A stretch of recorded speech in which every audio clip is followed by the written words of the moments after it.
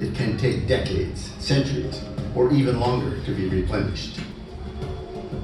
One of the big challenges is that often water is not where the people are. Around the world, humans have engineered complex plumbing systems to move water from where it is to where we want it. More than 60% of the world's largest rivers have been dammed or diverted, and more dams are being built. Dams have the capacity to disrupt the flow of water, sediment, and nutrients to countries downstream, with the potential for devastating consequences. Another major challenge is that more than 90% of the world's population live in countries that share water bodies with other nations, rivers, lakes, and groundwater. Multinational river basins include many of the world's great rivers: the Amazon, Congo, Danube, Ganges, Mekong, Nile, Rhine, and Tigris, as well as the Columbia and Colorado rivers. In most of the world, there are no agreements that specify how these waters are to be shared. Many are in regions of political unrest: North Africa, the Horn of Africa, the Arabian Peninsula, and Southwest, Central, and South Asia. The aggregate population of these countries is expected to triple by 2100.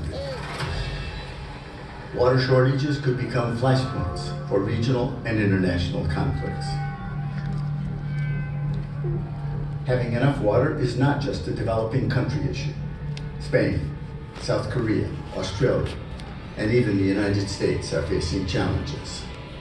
In the US, 39 of the 50 states face water shortages. About half of the world's population live in river basins that originate in mountain glaciers or snowpack.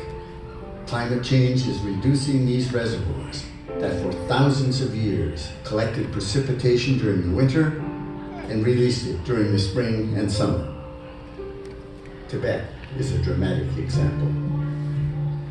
Nearly half of the world's population live within the watershed of the Tibetan Plateau, and at present trends, nearly 2/3 of its glaciers could disappear within the next 40 years. In much of the world, shortage of fresh water is a looming crisis, one that is exacerbated by climate change and a growing population. It's not only the quantity of water that matters, but also the quality. Today, more than 1 billion people lack access to safe drinking water. Globally, and in California, agriculture accounts for about 70% of all water use.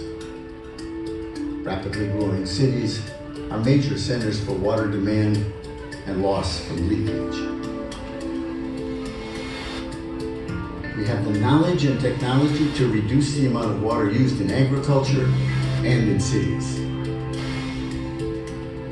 We could supply everyone on the planet with safe drinking water and enough water to grow their food, but it will take money, technology, political will, and cooperation.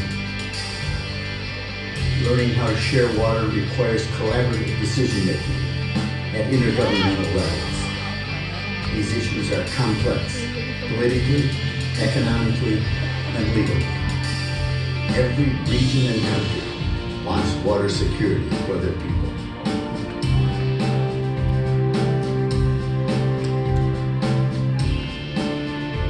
Nature must have a place at the table when allocations of water are made if solutions are to be sustainable. The states,